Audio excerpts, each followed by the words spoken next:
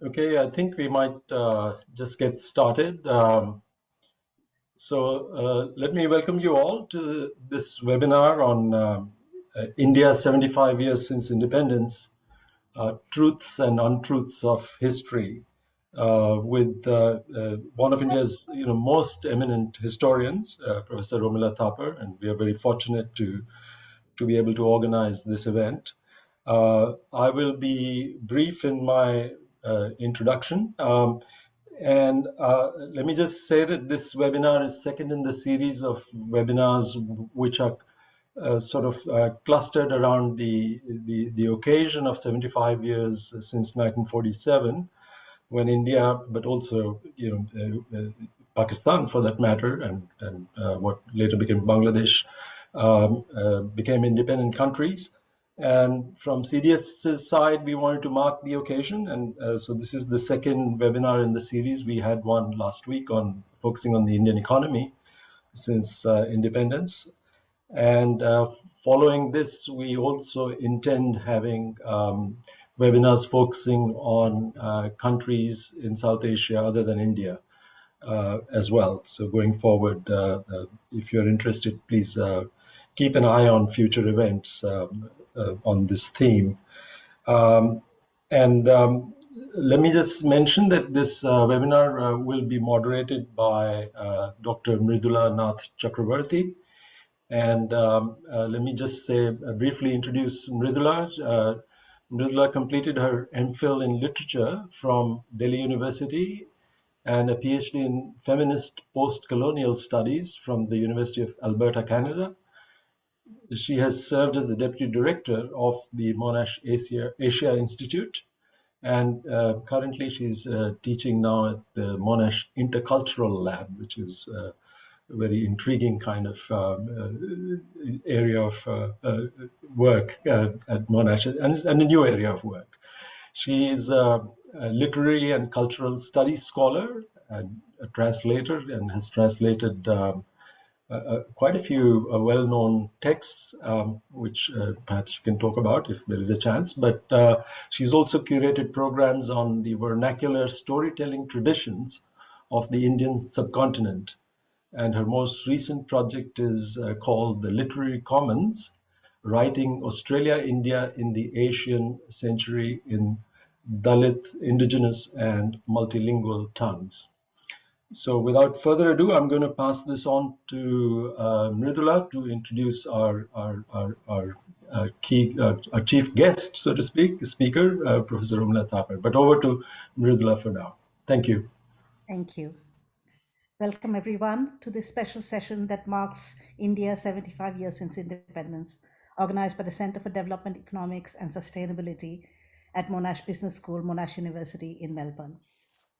As is the protocol in Australia, before we start, I would like to acknowledge and pay my respects to the traditional custodians of the lands upon which Monash University is located and operates. I would like to acknowledge the elders, past, present, and emerging, from the Woiwurrung and Boonwurrung people of the Kulin nations, the First Nations of these lands to which I am a visitor, where I live and work. I would also like to pay my respect to any Aboriginal or Torres Strait Islander people who might be joining us here today. Sovereignty was never ceded. This is and always will be Aboriginal land. And while this is not protocol, I would like to pay my respects to the elders of the plural lands and nations that I come from in the Indian subcontinent. My name is Mridula Nath Chakrabarti, and I join you from the Monash Intercultural Lab in the School of Languages, Literatures, Cultures, and Linguistics of the Faculty of Arts at Monash. I work on post-colonial feminist theory, as Gaurav has just mentioned, with specialization in diaspora literatures of South Asia and Bhasha Sahitya in translation from the subcontinent. I'm not a historian, but when Professor Asadul Islam and Associate Professor Gaurav Dutt approached me to be in conversation with Professor Romila Thapar, how could I say no? For those of us coming of age in the 80s in India, having read all the NCERT books, going to college in ethnic saris and Kolhapuris, Professor Romila Thapar's name was a byword for the pinnacle of knowledge production in the humanities and social sciences in post-colonial India. Today, Professor Romila Thapar is joining us from New Delhi to speak on public and professional histories for the panel India 70 Years Since Independence, Truths and Untruths of History. Please allow me to introduce Professor Thapar briefly. I use the word briefly advisedly because those of you who follow Indian university affairs may recall that in September 2019, Professor Thapar's CV was requested by Jawaharlal Nehru University, where she is Emerita Professor. At JNU's request, or hearing about JNU's request, social media proliferated with images and comments on how we would need a trolley just to cart Professor Thapar's CV and a truck for the exhaustive number of publications that she has in her career. So, in brief, Professor Romila Thapar received a doctorate in history at the School of Oriental and Asian Studies in 1958 under Professor A.L. Basham, who many in Australia would also be familiar with because of his time at the Australian National University. Professor Thapar has received honorary degrees from universities across 3 continents, including the University of Chicago, the Institut National des Langues et Civilisations Orientales in Paris, and the Universities of Oxford, Edinburgh, Calcutta, and Hyderabad. Professor Thapar started as a reader in ancient history at Kurukshetra University, followed by 7 years at Delhi University, after which she arrived at Jawaharlal Nehru University in New Delhi. There, she co-founded the Center for Historical Studies in 1970, along with other eminent historians like Professors S. Gopal, Bipin Chandra, and Satish Chandra. Professor Thapar has been a visiting professor at Cornell University, the University of Pennsylvania, and the Collège de France in Paris. She was elected General President of the Indian History Congress in 1983 and a corresponding fellow of the British Academy in 1999. Professor Thapar has won the academic prize of the Fukuoka Asian Cultural Prizes in 1997 and the Cluj Prize, the American Nobel, for lifetime achievement in the field of history in 2008. She has also been awarded an honorary fellowship at SOAS following her academic career as an authority on Indian history. Professor Thapar's renowned corpus of works over 6 decades spans from Ashoka and the Decline of the Mauryas, A History of India, The Past and Prejudice, Descent in Earlier Indian Tradition, From Lineage to State, Social Formations of the Mid-First Millennium BC in the Ganges Valley, and many more. More recently, she has published History and Beyond, and one which is of particular interest to me, Shakuntala Texts, Readings and Histories, India, Historical Beginnings and the Concept of the Aryan, and the Past and Present, and the Past as Present, Forging Contemporary Identities Through History. Lauded as India's greatest living historian, Professor Romila Thapar is an authority on ancient Indian history and how it has been interpreted in post-independence India. Attentive to the role of ideology in historiography, Professor Thapar has used archaeology, anthropology, sociology, and literary analysis as methodologies to transform the way in which the Indian subcontinent is understood in world historical and spatial regional terms. An exemplary public intellectual and champion of evidence-based inquiry, public education, and democratic pluralism, today Professor Thapar speaks to the cleavage that is appearing rapidly between the study of history based on evidence, analysis, and scholarship, and the increasingly distorted narrative driven by populist politics and amplified by social media.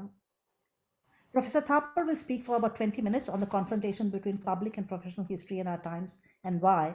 And she has asked me to stop her if she goes beyond, but I don't think any of us want Professor Thapar to stop speaking. Maybe I will send a cue at 30 minutes.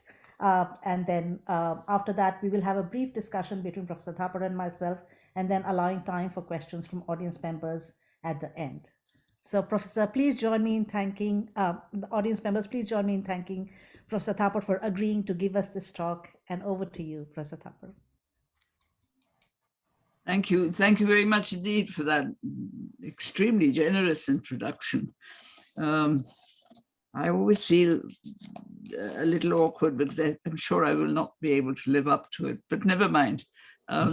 Imagine something good coming your way. I chose this topic partly for reasons of the future of historical writing in India, but partly because it is a very immediate topic in the Indian situation in contemporary India. Currently, I could say that there are really 2 types of history floating around. One is the public discourse. In the public discourse, one is the history that has a tradition of being carefully researched and analyzed by professional historians, which is limited largely to academic historians, but there are a few others too who are not academic historians, but who are respected for the kind of history they write. And as against this, there's another group that has become very voluble and whose presence is being recorded all the time. And that is, it's a group that contradicts professional history and is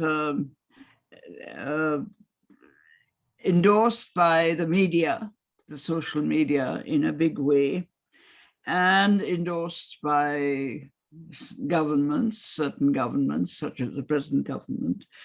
And it derives from the ideology of what is called Hindutva, which is very much a product of the thinking of religious nationalism, Hindu religious nationalism, starting in the 1920s and coming up to now. Professional historians are quite clear as to which is the legitimate history based on historical research. But of course, the public often prefers the fantasies that pass for history and that are largely projected by non-historians. Largely, I suppose, because it is entertaining and it fits in with their own preconceptions about what happened in India in the past. Now, the question that I think is important is that how did this counterposition to history emerge? And I would argue that it goes back to colonial times, to the 18th century. When the British came to India and began to rule large parts of the subcontinent, they asked about existing histories of India. And they were looking for the equivalent of what they had brought with them from Europe, which was Herodotus and Thucydides and all the Greek historians and so on. These they could not find. And in those days, remember, in the 18th century, history was a very well-defined, narrow discipline. There was none of this talk about how is the past represented in different forms. No, history was simply a narrative in chronological order of events that took place. And so they claimed, colonial scholars claimed, that the Indians lacked a sense of history. Especially the ancient Indians had no idea of what history was about. Therefore, the history of India had to be written by colonial scholars in order to produce something that called itself a history. Why is history so important? Partly because those in authority and power, those governing, need legitimacy, all kinds of legitimacy. And one of the sources of legitimacy is the control over the past. If you can provide a acceptable theory about what happened in the past, it helps very considerably in organizing the present. And in order to do this successfully, the past has to be linked to the problems of the present. The present, in fact, evolves from the past. And there is a link between the two. It doesn't evolve automatically, but there are certain aspects of the present which do tie up with the past. But this evolution, this link, has to be based on proven, reliable evidence. And that is a crucial factor in the difference between professional history and the kind of popular history that is being propagated. Now, colonial scholars approach this task very systematically. First of all, you have to find the sources of history. And so ancient texts were studied with Brahmin scholars. The only problem being that they took the interpretation of Brahmanical scholarship absolutely literally. They didn't question it, like everybody these days questions every kind of generalization that is made, but this was accepted as it was. And in the search for sources, the texts were put together systematically, which was very nice. There was a lot of work done on deciphering ancient scripts, the famous decipherment of the Brahmi script, which opened up a whole world of inscriptions that had not been taken very seriously before then. And there was the introduction of archaeology, which was anyway a new discipline in Europe as well, and it began to be applied in India and produced different kinds of data to complement historical data. This was fine, this was excellent. And, you know, one is very grateful to the 18th and early 19th century scholars for having done all this. But the problem came in that having got all this data, how were they going to interpret it? After all, history is very substantially based on interpreting data. Data has been proven to be reliable, to be exact, to be precise, etc., etc. Then you settle down to interpreting that data. And this is where the problems came in. We have to keep in mind that the European understanding of ancient societies in the early periods of the 18th century and the 19th century and so on, the early period of colonization, of colonialism, was based on separating the understanding of European history from Asian history. In the case of European history, they had some very well worked out theories of explanation. I'm thinking particularly of people like Karl Marx and Max Weber, who really had some very interesting theories about how European history evolved and what was its context and how did it explain things, how did it do things, and so on. When it came to Asia, the entire insistence on proven data and analytical research was thrown aside, and the explanations became very fanciful in many ways. Asian society was described essentially as static, unchanging, not evolving. It was a standstill society from the year dot till the colonial people reached there and colonized the place. This was the first mistake. And this conformed largely to what they called Oriental despotism. Oriental despotism became the root idea in the understanding of Asian history in that period. And colonialism, therefore, why was this theory important? Because colonialism, therefore, could justify itself historically by saying that it is almost inevitable that something like this had to happen because these societies were so static and doing nothing with themselves that somebody had to come along and do something with them and make them do something with themselves. Now, this is to this idea of Oriental despotism was added another theory that was initially put forward by James Mill.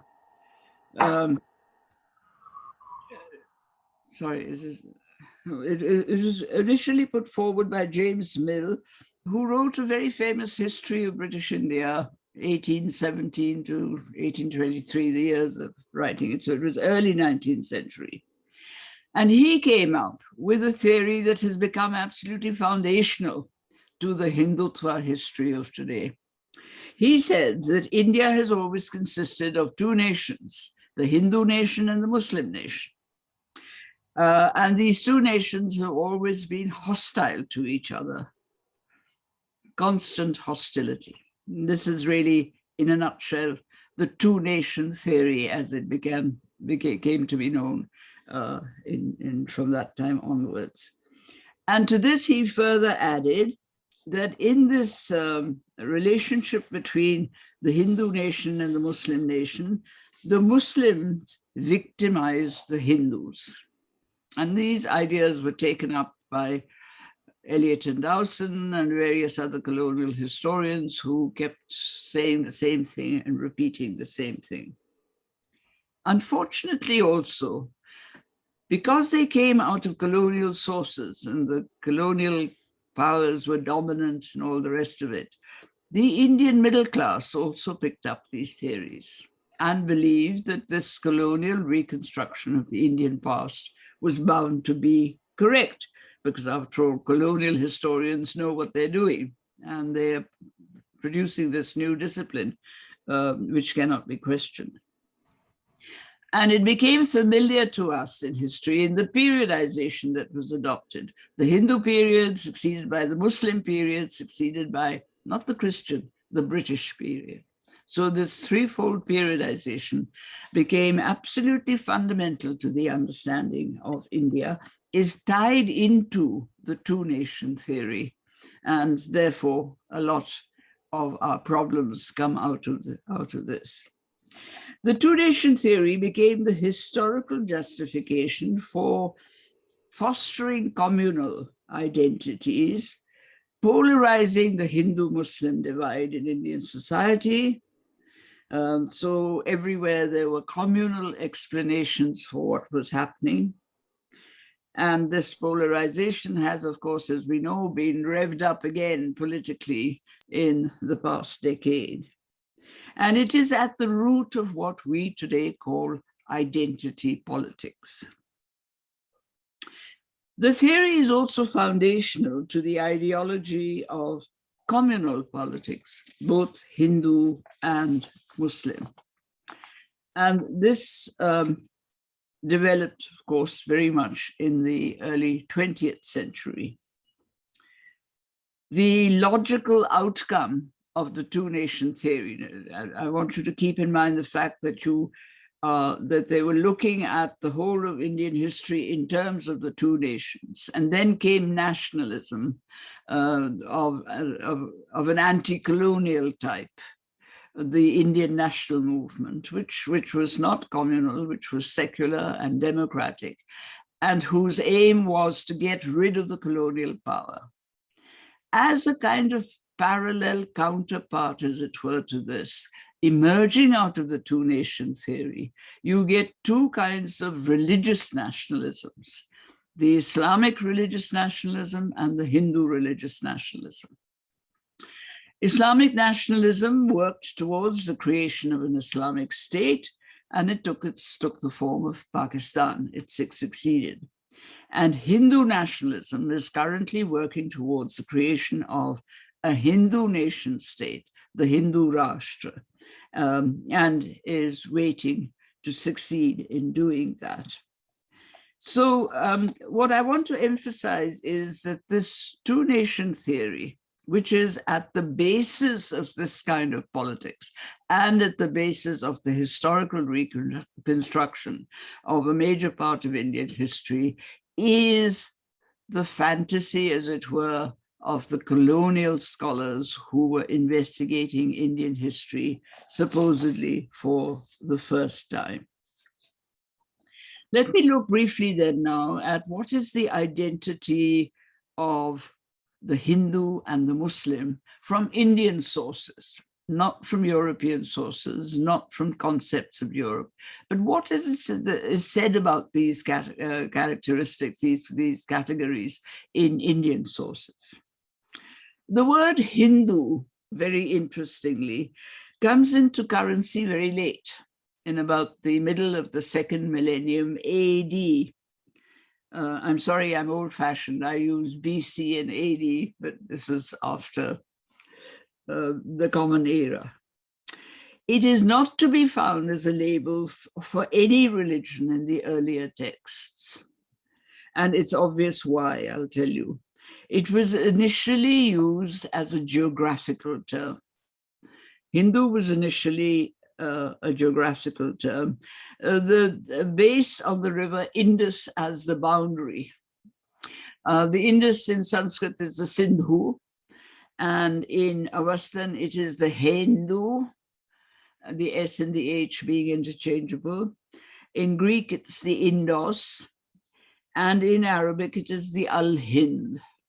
Now, these are all geographical terms referring to the land beyond the Indus, looking at it from the West Asian side, the east of the Indus.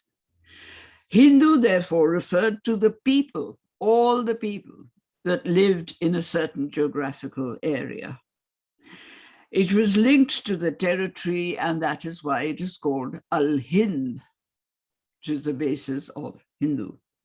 And it was only towards about the 15th century AD that it slowly slipped from being a geographical term to referring to this mass of worship, belief, ritual that was called Hindu by Arab and Persian writers. What about the term Muslim? When we look at Sanskrit sources, or for that matter, even regional languages sources in the early stages, 17th, 16th, 17th, 18th centuries, the Hindus rarely use the word Muslim for this other that they are describing. They're people who had come and settled in India. They're referred to as Yavanas, Tajiks, Turushkas, and so on. Very seldom do you get the reference to Muslim, Mohammedan, or all that, the terms of that kind. The Hindus and the Muslims, therefore, I would argue, are not seen as two monolithic communities. There are bits and pieces of people that come in and settle down and do various things and purport to have similar religious beliefs, but it's not as if there's a whole avalanche of a single religion arriving, which is the way in which it has been projected. Remember that even when there are invasions, the questions you have to ask are who are the soldiers that are fighting? Are they all of that same religion? And you will find that that is not the case. What are they fighting for?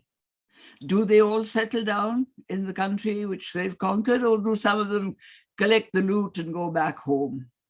And what is the percentage of this that's going on? And even when they settle, do they merely become mercenary soldiers, or do they settle into other occupations?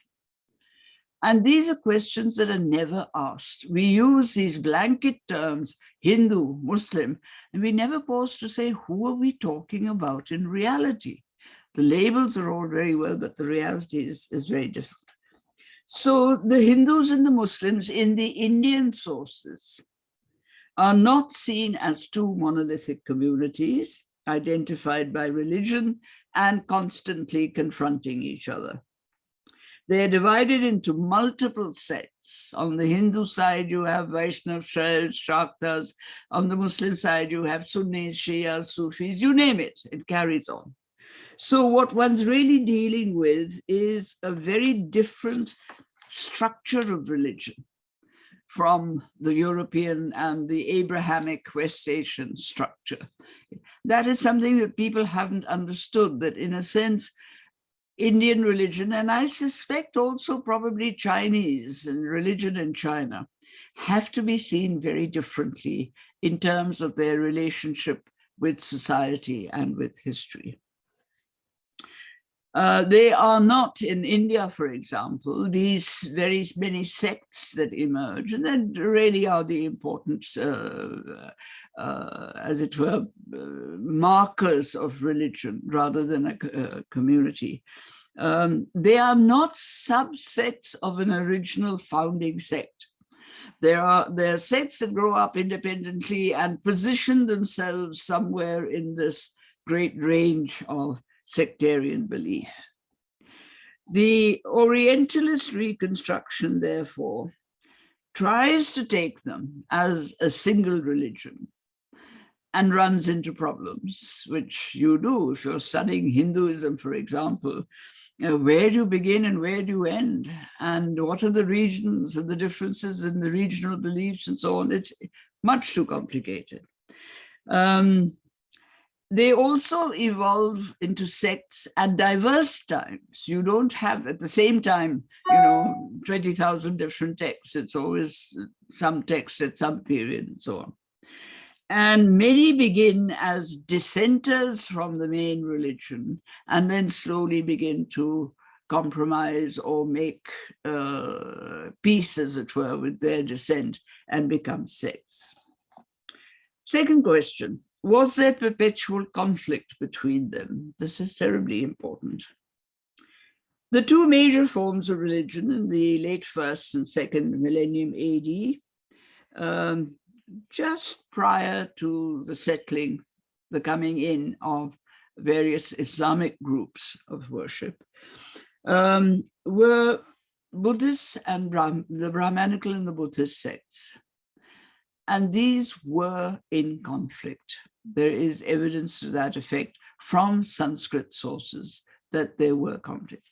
And one of the things that has always interested me is that if you read the edicts of the Emperor Ashoka Maurya, 3rd century BC, one of the themes that keeps running through these edicts, which are addressed to the public at large, is let there be harmony between the sects.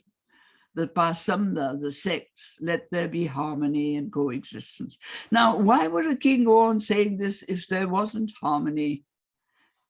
There obviously was disharmony, there was some problem. And there is ample evidence to suggest that the dissenting sects, the Shramana sects as they're called, the Buddhists and the Jains, the Arjivakas and so on, dissenting from Brahmanism and Vedic Brahmanism in particular, that there was a difference of opinion, there were debates and dialogues, and possibly in some cases, even a little conflict. And we know that Buddhist Chaityas, for example, were converted into Hindu temples and that kind of thing. So anyway, the point is that conflict over belief in religion is not something that only comes once the Islamic groups arrive in India. It has been going on much earlier, as indeed it has been going on in every civilization of this world. You don't have a single civilization in which there isn't dissent and some degree of conflict, but not victimization, although in many cases there is even victimization earlier on. Then what you get, coinciding, in fact, almost with the coming of Islamic groups, is the rise of bhakti sects. And this again, we've always had bhakti treated as a religious articulation and studied purely from that point of view. Is it Vaishnava? Is it Shaiva? Is it Shakta? Is it this? Is it that? How about looking at it as a social phenomenon as well? I mean, religion did express itself not only in purely worship and ritual terms, it had social attitudes too. So why not do some study of bhakti in terms of social attitudes and discover that in fact the major religions that were influencing groups of people in different regions of the country were these bhakti religions. And then later on, the Sufi sects that came in as Islam settled down, people of Islamic belief settled down, the Sufi sects came in as well. The interesting thing about the Bhakti sects and the Sufi sects is that all these sects, more or less all these sects, are rejected by the orthodoxy on both sides. Neither the Brahmins nor the mullahs and the ulama, etc., accept these people. This is not really our religion. It is being argued. We have a different religion. They have a different religion. And then slowly and gradually, as these sects become popular and get bigger and bigger followings, there's a tendency for the Orthodox to do what it always does, a little compromise with the popular groups to bring in following for the orthodoxy as well, and possibly take over the popular groups and become the dadas, as it were, dictating religious terms and policies to these groups. Now, the interesting thing about Bhakti, for example, and the Sufi sects is that their following is mixed, Hindus and Muslims.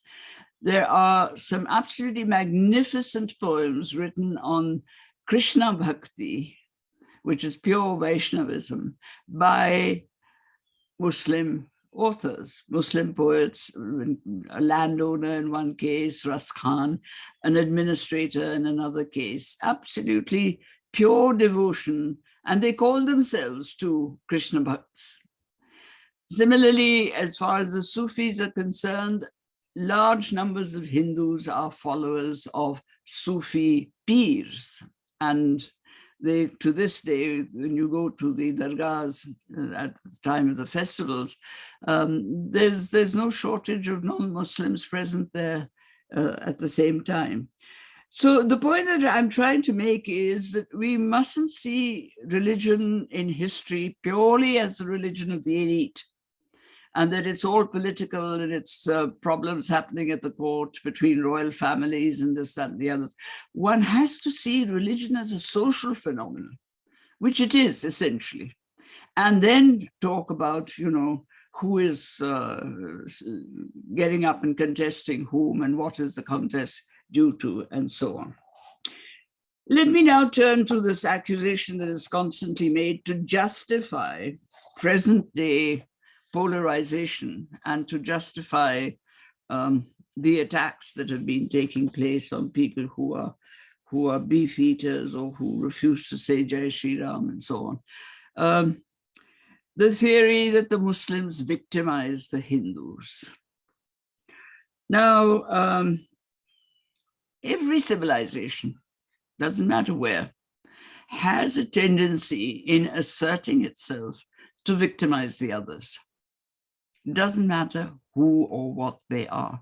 You can find some evidence of people moving into positions of power, becoming powerful, suppressing those that question them. It's as simple as that. So Indian civilization also had victimization. What is interesting is that when the issue of victimization is raised, it's always, oh, the Muslims victimize the Hindus.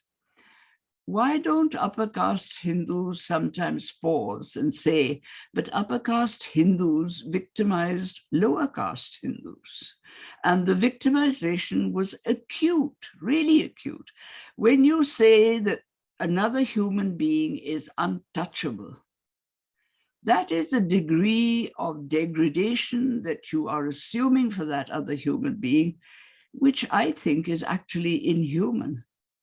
You can't do that. You can't treat another human being like that. Now, maybe this is a 20th century attitude. It's debatable that maybe in the early centuries, people didn't have this humanism in them.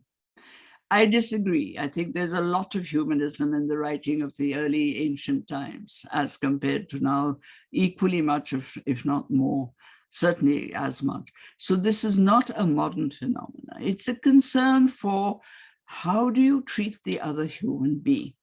What are the ethics of the treatment between you and the person standing next to you, kind of thing.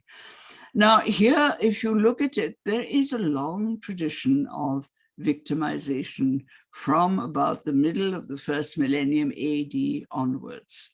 So it's not as if, even if there was victimization, it's not as if this is something new. This is a kind of behavior pattern, which is already there, which is picked up, adapted perhaps, and then used. Now the question is that, was it adapted? Unlike the earlier victimization, there was no sense of the other person being untouchable or polluting.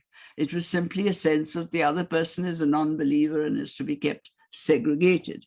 And this, interestingly, is something which comes from the Indian texts as well. Let's not forget that the good caste Hindu treats the non-caste person as a mlech. The term is used very commonly in Sanskrit and in other early modern languages and so on. Anybody who doesn't have a caste status or is very, very low, the Chandal and people like that, the Adivasis and the lower caste and so on, and foreigners, because they don't have a caste status, they're all called mlech. They're kept at a distance. And we all know, those of us that grew up a long time back when these things, and even now these observances, when someone comes to your house and you have to give them a cup of tea, in a really comfortable traditional home, the question will be asked, do we serve the tea in metal glasses or do we serve it in porcelain cups? Because the question of pollution is very strong. Now, for a society that is that committed to the question of pollution, it does seem a bit ironic that they should talk about victimization of themselves by others. But anyway, I mean, the caste status, the question of caste, which historians haven't really fully and in detail charted out for pre-modern times, is very, very strong. Even when you get conversions to Islam and Christianity and Sikhism, which are technically non-caste religions, there's a distinction between the upper caste Muslim and the Pasmanda. There's a distinction between the Khatri Sikh and the Mazhabi. And there's a distinction between the upper class Christian convert and the Chora. These distinctions and statuses carry on. So if the Hindus are calling some people Lech, the Muslims are calling those people kafir, not those people, but other people that they regard as to be segregated as kafir and so on. That sense of distancing is a very pre-modern phenomenon.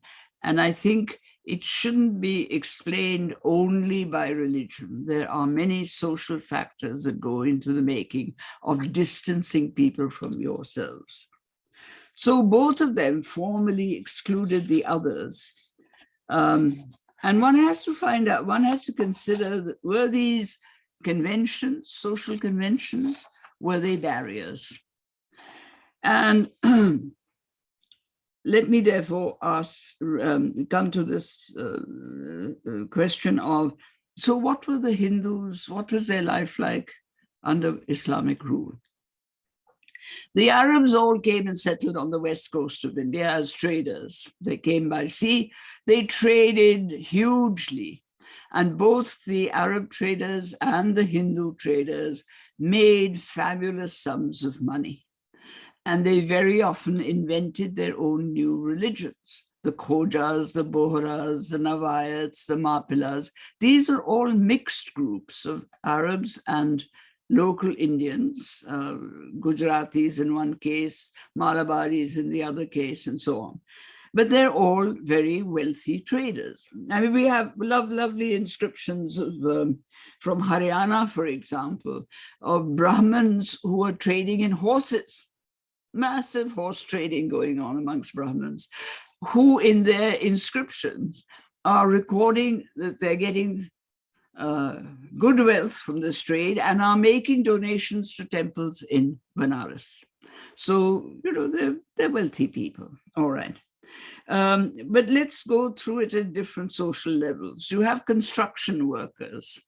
If you look at the Qutb Minar, nobody speaks about this. There are little inserted inscriptions inside the tower. What do these inscriptions say? They're written by the masons and the construction labor that were repairing the Qutb Minar about 150 years after it was built, because there was a big storm and a bit of it fell off. Something. They give their names, which are all Hindu names, and they explain what they are doing, what is the masonry work they're doing, and they evoke their success and attribute it to the god Vishwakarma. This is inside the Qutb Minar. And we all know that Vishwakarma was the god of the artisans. So it is perfectly legitimate that when you've done a successful job, you say thank you to your god who has helped you in making the job successful. So construction workers, masons are working alongside Muslim administration. Professor Thapar? Sorry? I was just going to say that I had said I wouldn't be able to stop you, but oh yes, okay, yes. I'm almost finishing. Low-caste Muslim weavers in Chanderi, for example, very famous for its cottons and now famous for subcottons and so on. Low-caste Muslim weavers are giving their produce to upper-caste Hindu traders who make a nice little fortune on this very, very fine cloth, which is used both in India and exported to the West. And let's not forget that if you look at the literature in Sanskrit and Upper Brahmsha and in Tamil and in many of the regional languages, the Hindu trader is a man of consequence. He's not somebody who is being pressurized and pushed around. He has his place. Merchant guilds are very, very important. Administration. If you look at the Mughal armies, for example, a lot of the commanders are Rajputs. Man Singh's name comes up again and again as the commander of the Mughal army. And in administration, revenue collectors and so on, people who are given mansabs and collect revenue through that source. Who are they? They're Brahmins, Kshatriyas, Kayas. They're not Dalits, they're not Chandals, they're upper caste Hindus. So again, where's the victimization? There are all sorts of lovely stories about, no, not so lovely, the relations between rulers of small little principalities like Bundelkhand and places like Orcha and so on, and the Mughals, and the kind of intricate politics that went on between the Mughal royal family and its extension and these little families that did odd jobs for the Mughal royal family and either were supportive or not supportive, as the case may be. The politics of this is really very interesting. And then finally, you have marriage alliances. The Kachwaha Rajputs, for example, who are constantly giving their daughters to the Mughals. And so you have Jahangir, who's half Rajput, and Shah Jahan, who's sometimes spoken of as being 3/4 Rajput. Intermarriages are taking place. Now, in all of this, one can go on multiplying these instances the more you look at sources other than Persian sources. The Persian sources will say, oh, we bossed over them and we pushed them around because they have to prove how great they were in terms of their own political power. But let's look at the people whom they're supposed to be pushing around and see what they have to say about whether or not they were pushed around and where they were and where they were not, and so on, and sort that out. So one gets the feeling that to generalize and say that the Muslims victimized the Hindus, this is a myth. This is simply not true. You have to go into each instance and see whether there was victimization. If there was, what was the reason for it? It was not purely only a religious reason. There were many other reasons, if there was so. Obviously, there were some conflicts, as there were earlier between the Brahmins and the Buddhists and the shamans and so on, as there always are between people who observe different religions. But the question is that you have to work out the explanation for the conflict and the degree to which there was a conflict. Was it minor? Was it marginal? Was it the major relationship between communities? And did they see it as the major relationship between communities? My last reticent. Why did the colonial powers concoct this story of the two-nation theory?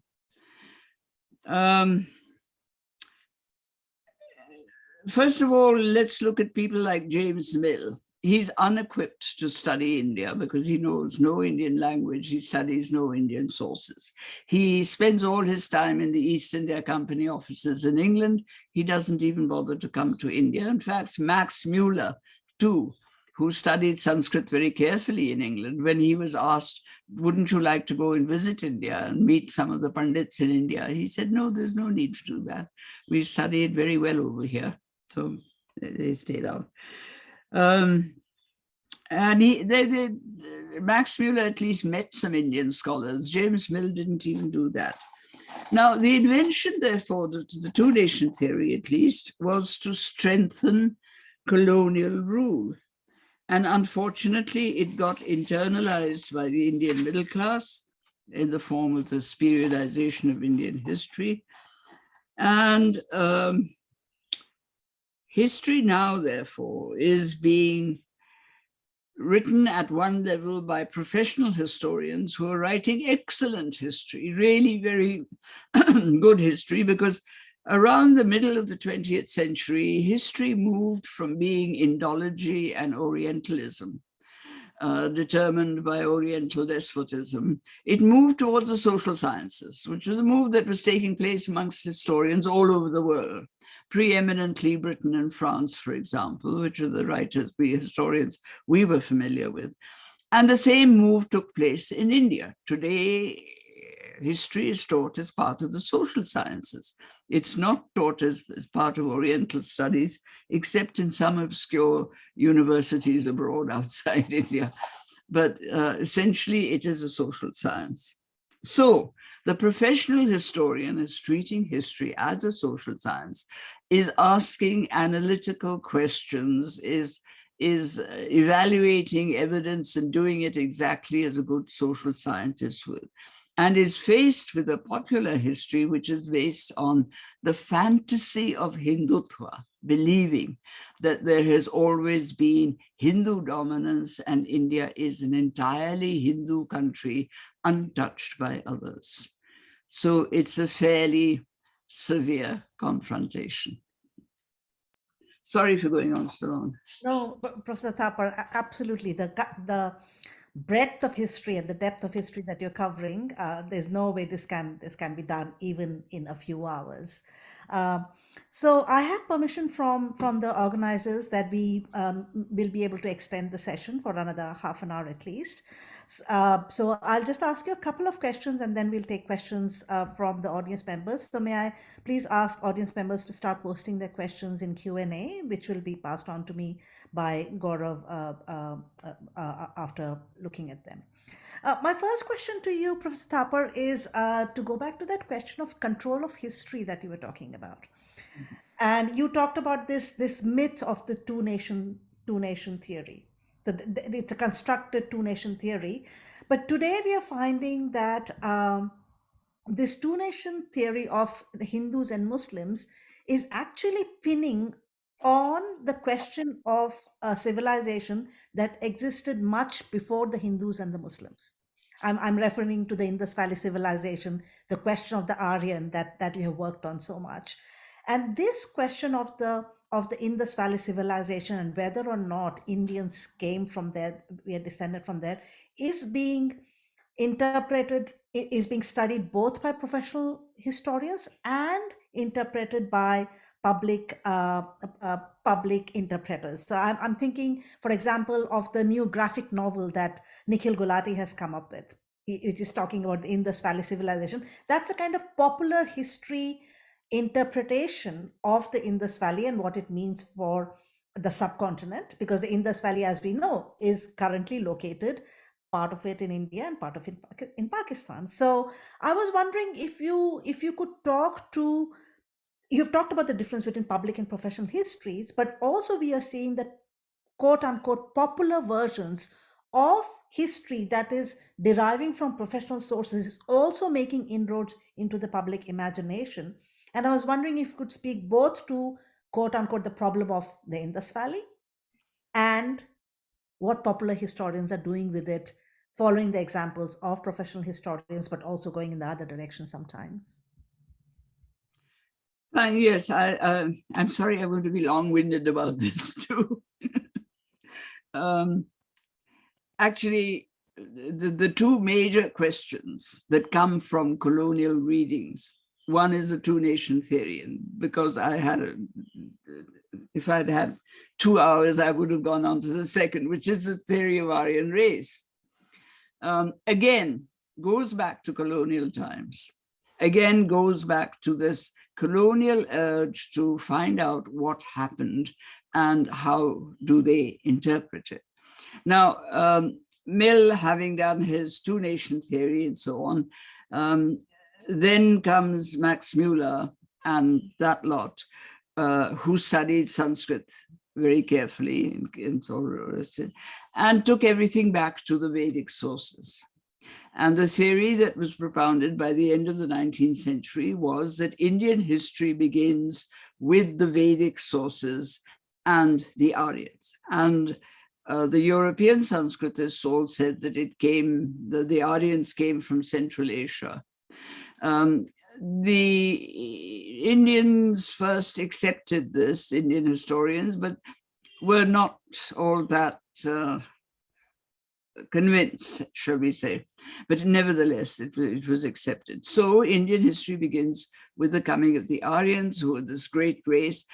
Now, remember, at the same time in the 19th century, you have something going on in Europe, which is called race science. And this race science produces the idea of the purity of the Aryan race and the greatness of the Aryan race, which, as we know, had disastrous consequences on the thinking of some of Europe. But that's going on at the same time, you see. So there's a sense in which nationalism growing in India decides that, all right, the Aryans were the root and the foundation of Indian civilization, and they were a pure race. And we're all Hindus are descended from the Aryans. So that whole notion of racial purity, racial antiquity, the greatness of the Aryans, all of that came together in this theory of this was the origins of Indian civilization. So that was all right. Everything was fine until, alas, in the 1920s, they discovered the Indus Valley civilization. Now, what to do? Because the Indus Valley civilization predates the Aryans by a millennium at least. So at first they said, no, well, the beginnings are the Indus Valley civilization, the Aryans come later and so on. And then this theory started that the Aryans are not from Central Asia, they're indigenous to India. Because if you're going to trace your ancestry back to a group, it has to be an indigenous group, not a Central Asian group. Although poor Tilak, of course, took them all the way up to the Arctic and said there were two branches. One went to Europe and the other came to India. And the embarrassment of this to some Hindu nationalists led to the theory that in those days, the North Pole, from where the Aryans are supposed to have come, actually was not in the Arctic, it was in Bihar and Orissa, that area. So this was a thing. No, that became a very foundational thing, aspect of how do you explain the origin of Indian civilization. See? So you get to the Harappan thing. Now, subsequently, when Hindu religious nationalism comes to the fore, the origin has to be, there's a famous theory of Savarkar, the good Hindu is the Hindu who is born within the boundaries of British India and whose religion also arose within the boundaries of British India, Pitri Bhumi and Punya Bhumi. So that was fine. The Indus civilization, after all, was within the boundaries of British India, so it could be claimed as Indian. So, but this business of the conflict of, we're Aryans, the Aryans are our original ancestors, but my God, who were these people who came before? So now the theory is A, that the Aryans were indigenous, and B, that the Harappans were Aryans. So that you're quite secure in saying that the origin was Aryan because the Harappans were Aryans as well. So you're just pushing the Aryans back. Now, there's a problem here. There's, first of all, the archaeological problem that we don't have any well-defined sites of what can be called Aryan culture, archaeological sites. There's still sites with a slight question mark, maybe some. More importantly, the linguistics, the study of linguistics, when applied to Vedic Sanskrit, is suggesting that there are non-Aryan elements in Vedic Sanskrit. For example, the most famous quoted example is the existence of the retroflex, which only exists in the Dravidian languages and in Indo-Aryan. It doesn't exist in Iranian Aryan, it doesn't exist in Indo-European, it doesn't exist in any of the other Arya-based languages, only in Indo-Aryan. So the natural argument is that obviously they came into touch with Dravidian speakers and there was a certain interchange and cultural exchange, etc., etc. And so the purity of the Aryan culture, as exemplified in the Vedas, is now being looked at again, just to see, you know, what the elements were. So linguistics is something that is proving problematic and is suggesting that, you know, there was already a little cultural mixture. Then recently you've had genetics, and genetics has been arguing on the basis of DNA analysis of material from skeletons and burials and so on, that there is a strand from Central Asia that comes into the Indian material at about the same time as people are suggesting that there was the composition of the Vedic texts and Aryan literature. So that is giving an additional question mark to the idea that A, Aryans were indigenous to India, and B, that it was a pure culture unadulterated by any other cultures. And this is a very hot debate at the moment. You're either you belong to the school that says that people came in, or you belong to the school that says that people went out, civilized the world. So I have one more question, and then we'll take up the questions from the audience. So audience members, please post your questions in the Q&A, and then it'll come via chat to me. So you can't post questions directly on chat, but you have to post them in the Q&A section. My second question to you, Professor Thapar, is you talked about the internal hierarchies in Hinduism as it was constructed. And you talked about, the Varna system a little bit. So I want to push you a little bit further, and you've thought about this, you've written on this, but for our edification here, you talk about the distinction between public and professional histories. But we also have what is, on the one hand, the question of popular history, which I asked you just now, but also the question of the subaltern histories. Histories of people who were not really made a part of post-colonial historicization, so to speak.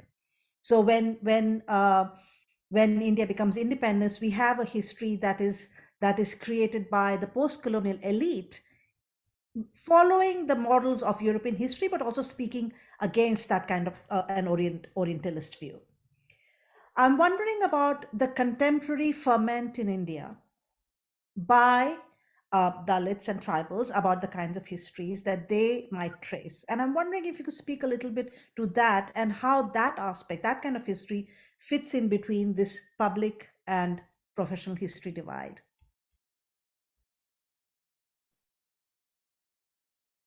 Yeah. On the question of popular history, you did initially raise a very important issue, which is it's not only the social media that is projecting this popular history, but even in literature, you're now getting in what some of us call popular literature, the writing of fiction and novels and so on for a popular readership. A lot of this rewriting of history. Now, this stems from two concerns. One is a concern for identity. Who am I? And, you know, how am I to project my identity? Do it through history. You do it through a certain kind of historical writing.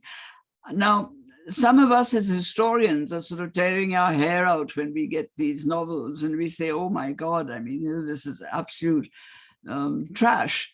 But on the other hand, one has to understand that it is a social phenomenon.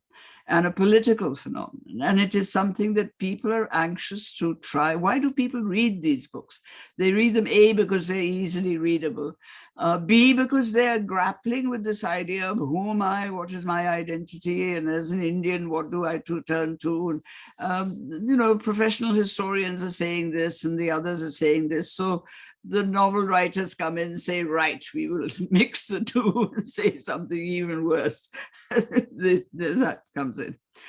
But I think that historians will, they haven't done it so far, but historians will have to do an analytical study of why all these novels on the Harappans and the Aryans and the Mahabharata and the Ramayana are being written. And what is the social reasoning behind the need for these novels? Because there is always a social reasoning.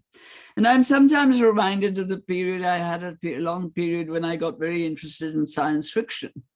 And it was fascinating. I mean, the Star Wars and Star Trek, I was a Trekkie. I was watching this every week and reading science fiction and so on.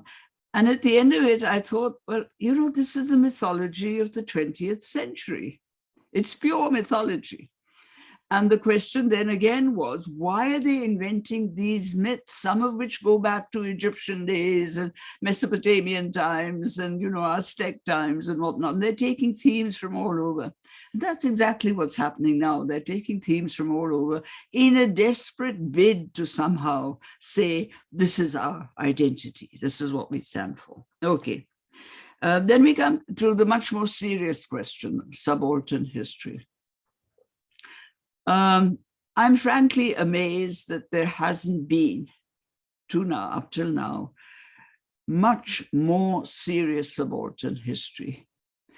Admittedly, it's difficult because it tends to get pushed away. But by subaltern, I'm not talking about middle-class Indians writing about subaltern groups, but I'm talking about Dalits writing about their own history, where an element of this is the way fantasy comes in as well, but it's a different kind of fantasy for a different political purpose and so on.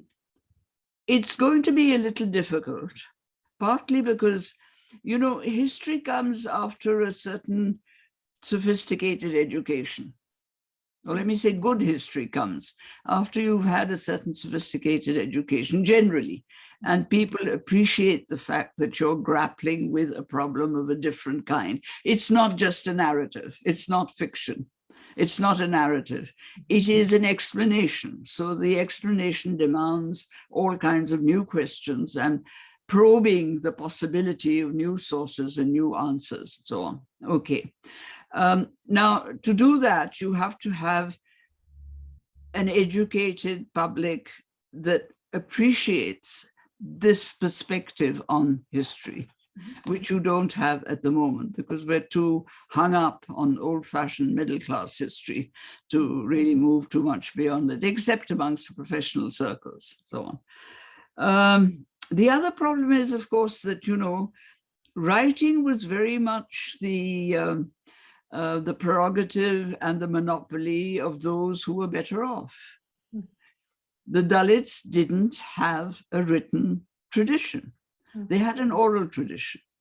So what is required is today, there is in the writing of history, there is now a study of the techniques of oral history. Why did people put history together in an oral fashion, and how do you analyze them? This is very important. You can't take what they say for gospel. You have to sit down and sift what they might intend and what they did say and what was so and so forth. So the tradition of oral history, the method of study of oral history becomes extremely important in a situation where you're trying to retrieve the history of the tribal groups, the Adivasis, the Bahujans, the Dalits, and so on. I just hope that there will be a much greater consciousness than has been displayed so far by many of these groups in demanding that this kind of history be taught, be used, so on, before it gets taken over and gets vulgarized.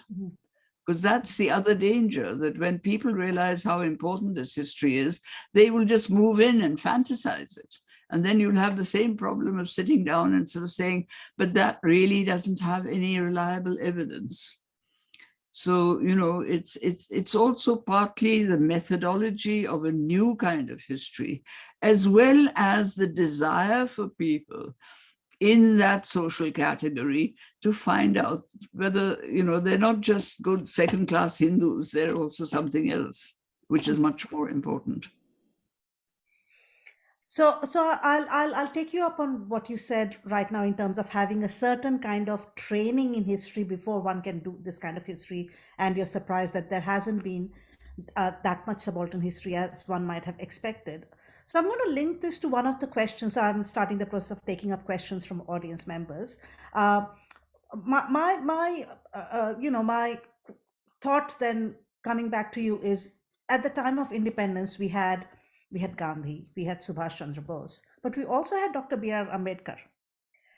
So it's not as if there wasn't that kind of Dalit voice, Dalit representation happening. So is there something that has happened post-independence that has made it somehow even more difficult for subaltern history from the Dalit perspective, from the tribal perspective, to be written? And connected to this, a question from one audience member is, where do Mohandas Karamchand Gandhi and Subhash Chandra Bose fit into a Hindutva ideology and the RSS BJP vision of the recent past? So there are two separate ones. My question about Dr. Ambedkar and the question by the audience member about the place of Bose and Gandhi in BJP RSS kind of vision of the recent past. Yeah, well, your question about Dr. Ambedkar takes me back to an interesting little incident when I was doing my PhD thesis. And we had many people there who became excellent historians from India, doing PhD theses also, especially in ancient history, because they were very well equipped, so as in those days, for the study of ancient history. And I remember speaking to one of them, a good historian of the upper caste category, left wing. Not that I'm using it in any nasty way. Someone I admired enormously. And we were having a discussion, and I said something about on caste, and I said something about, you know, modern theories of caste. Why, you know, Dr. Ambedkar says this, and why are his ideas not taken so seriously? I mean, I was in the beginnings of my PhD thesis, as it were. And he thought for a bit, and he said, you know, I think it's because he's taken to be a politician and not a historian. And I think that that's a terribly important statement, which I've never forgotten, because in those were days, and they still exist up to a point, where there wasn't a sharp, there was a distinction between, if you were teaching history in a university, you were a historian. But if you were writing history, no matter how good your history was, you were not quite a historian. You know, yes, you were a historian, but somehow there was something that was lacking. And so your history was not taken as seriously as the history of, you know, the established historians teaching. Now, I think that for any social history course, it is absolutely essential to have the writings of Ambedkar in as a voice that is saying, hold on, this doesn't necessarily take us where we want to go. And this is another way of looking at the sociology of this country. So I think that is an important consideration, that people, when very often what happens is when people are writing from their community and representing their community, the professional historian will take it seriously, perhaps. Others will say, oh, he's just pushing his community. He's just writing the history of the community, which is completely wrong. I mean, because after all, we're all writing the histories of our communities. In a sense, you know, we're as guilty as anybody else of doing that.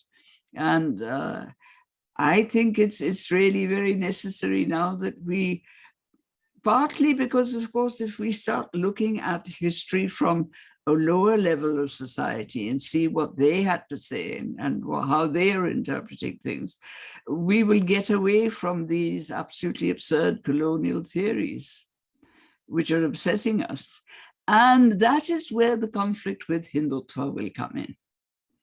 Undoubtedly, because Hindutva theories are so fundamentally based on colonial explanations.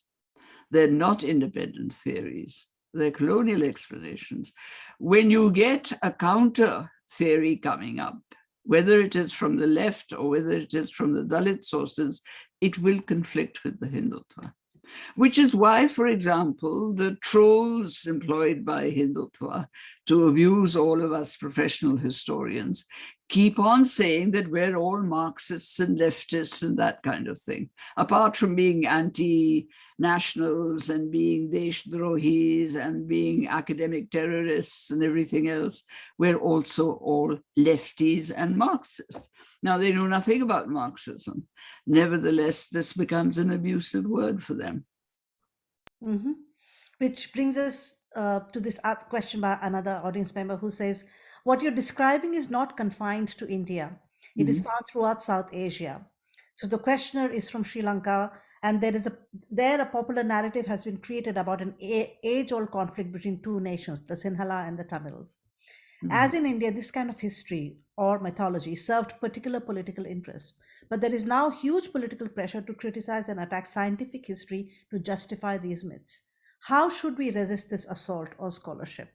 And I had a question earlier about academic freedom, but I think this questioner has absolutely put it. How should we resist this assault on scholarship? Yes, it's not confined to India.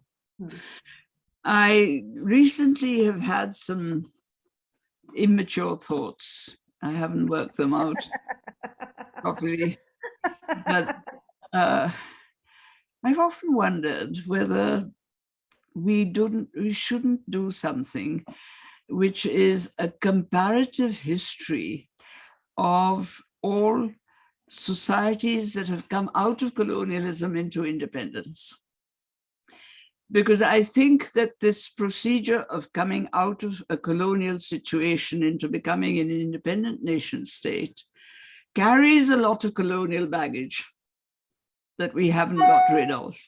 I mean, whether it is, for example, something that we all talk about, the sedition laws which the colonial powers imposed on us and which we carry on with. There are many laws, for example, which are colonial laws, and we still continue with them.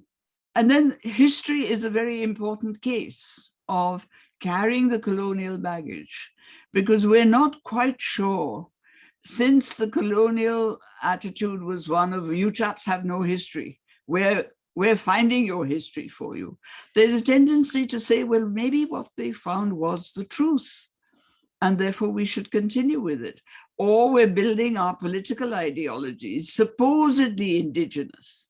I mean, the whole Hindutva ideology, for example, which claims to be indigenous and is against the scientific history because that is Western. It's entirely colonial, the Hindutva ideology. It's not indigenous. It is imposed from outside, which has been internalized. So that contradiction is not seen sufficiently. And I think it would be very interesting to do a comparative study of what is happening in all post-colonial societies, me using the term literally after colonialism, in terms of what was the colonial history that we were gifted, which we internalized, which we are now regurgitating in a different way. And how does that stand against what some of us have been trying to do with our histories, using scientific techniques, using analytical methods, and how do they relate? How do we relate to them? It's a very important question, because it's not just a question of history. It's also a general attitude. If you're going to take away rationality, and rationality is, after all, fundamental to all philosophical thinking, you're undermining philosophical thinking as well. You're undermining all the values of thoughtfulness, all the values of questioning existing knowledge, by which you push knowledge further. Mm-hmm. It is a very frightening situation, and I think we as academics need to take it far more seriously than we are doing. Mm-hmm. So related to this question of how certain kinds of religious fundamentalist histories might be based on a European method, and given that the post-colonial method might also be print-oriented, might be based in the European models, one of the questions we have is, to what extent do you think history and cultural knowledge in India is contained in audible spheres rather than in visible spheres, that is encoded in texts?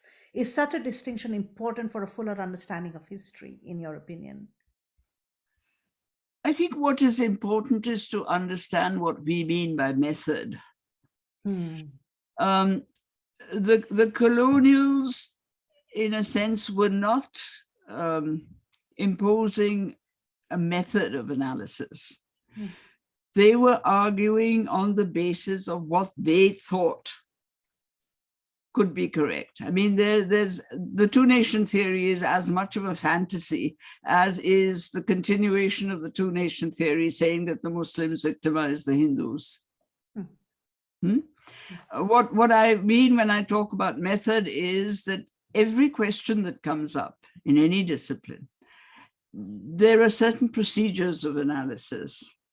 What I used to tell my students was, if I remember correctly now, the 4 A's, that you analyze your sources, you have to prove that your sources, what they're telling you, are reliable and they're proven. What you put together as a generalization has to be logical and rational. The causal relationship that you make, and the generalization that comes out has also to be, therefore, testable. And I do remember when I was talking to a bunch of science students at the Institute of Sciences in Bangalore, they said to me, we know about the scientific method, but what is this historical method you're talking about? And if something doesn't work in science, we say that the experiment has failed. What happens in history? And I said, in history, you say it hasn't worked because everybody's opposed to it and says, no, this is making no sense. We don't have the reliability of the evidence, nor the logic of the causality to make it work. So again, method is not just putting sources together and saying, therefore, this happened. It's how you analyze the sources and explain what they are saying. That's very important. So this brings me possibly to one of the last but one question. This question is saying, so one can potentially argue that the rise of Hindu nationalism itself is not that much of a surprise, partially due to the things that you've highlighted today. Perhaps it is more surprising that why did it take this long for Hindu nationalism to become a force in post-independence India? Would you agree with such an assertion? Well, I think when you go back to independent India, 1947, and the early first 2 decades, that is a time when a lot is being written by Hindu nationalists about Hindu nationalism and so on. A lot of the RSS organization is going on, the schools they're opening up and the drills and the localities and so on, none of which was taken too seriously, because the assumption was that now that we have got independence, and we've got independence through a movement that was secular, that was democratic, secularism and democracy will hold. We took it for granted. Secondly, we didn't understand that secularism doesn't just mean the coexistence of religions. It means removing religion from civic organization. And therefore, even though we had a constitution, this was not put into force sufficiently strongly. I think this was a very important aspect of not understanding that secularism is not just the coexistence of religions. They go on doing what they've been doing for centuries and they're all doing the same thing and so on. That's not secularism. Secularism is saying very straightforwardly that no, education will not be in the hands of any religious organization, or will be supervised to such a degree that it won't be worth that religious organization to organize education. But that doesn't mean there will be no education. It will then be handled by a secular body that is controlling what goes into education. And then you have the rise of gradually, you have a kind of feeling, you know, it's a kind of throwback of, all right, Islamic nationalism has succeeded. Hindu nationalism hasn't quite succeeded. We don't have a Hindu state. That was the issue that became very important to Hindu nationalism, that we must have a Hindu state. And so that's what is being worked towards. Now, here again, I think it's very important to, in addition to saying that, you know, we don't want a Hindu state, we want a secular democratic state, also questioning what is the meaning of a Hindu state? Like, what is the meaning of an Islamic state? I mean, that kind of questioning is happily going on, both in the Islamic world and elsewhere. No one is questioning this kind of religious nationalism. What is the implication of having a Hindu state? Your secularism is out, your democracy is completely washed out. Because you begin with the assumption that there are certain people who are privileged and who are primary citizens. So the whole notion of a free citizenry with rights, having an equal relationship with the state, which is the essential feature of modern democracy and modern nation states, that is wiped out. And those are the issues that really become very important and crucial if those are the issues that are tackled. We cannot just focus on, you know, why do they have religious rituals here and why do they have religious rituals there and so on. Those rituals will carry on. We hopefully the more nasty ones will stop, but the others will, the nicer ones will carry on. But the fundamental issue is that if you have a constitution, and if you're a nation state, and you're different from a kingdom, therefore, and you're a nation state that supposedly follows the rules of secularism and democracy, what are the issues that you should be concentrating on? You touched upon the very important distinction between European ideas of secularism and South Asian ideas of secularism. We are absolutely running very tight. One quick question, last question, then I'll pass on to Asad for his vote of thanks. A very important question from the audience member. What makes you optimistic? What makes me optimistic? What makes you, or did I sound optimistic? Yes, the work that you're doing, your faith and belief in the work is you know, when you're a historian and you've studied what Francois Braudel called la longue durée, the long duration of history and time, you're inevitably optimistic because there's no imminent future. But there is an imminent future about which I am not optimistic. I think we're living through very, very dark times, both in our country and in other countries too. The world itself is enveloped, I think, in many very negative features. And all right, so some of us get up and we talk here, there, and everywhere and keep on saying, look, please, these are negative features. Let's not stay with them. Let's move on and so on. This may not happen, but a time will come surely. As people say that if you keep on falling to the rock bottom, the time will come when you'll hit rock bottom and then you'll start climbing up again.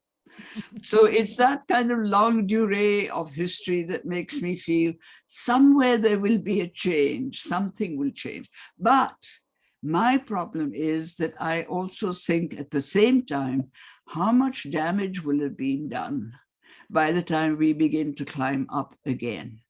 This is a period in which the world is undergoing severe damage, and some countries much more than others, no question.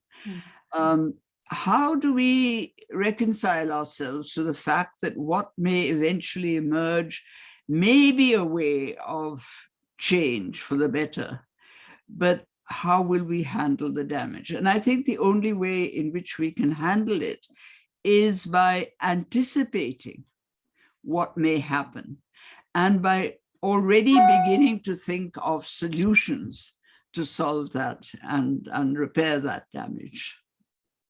And to continue to hear from historians and people, scholars like you. So I formally hand over to Professor Islam to offer the word of thanks on behalf of all of us gathered here. Asad. Okay, thank you, Mridula, and thank you, Professor Thapar. I am really optimistic seeing you here, and also very much optimistic, actually, the kind of conversation that we have been doing and over the last 1.5 hours, and we could continue with you, actually.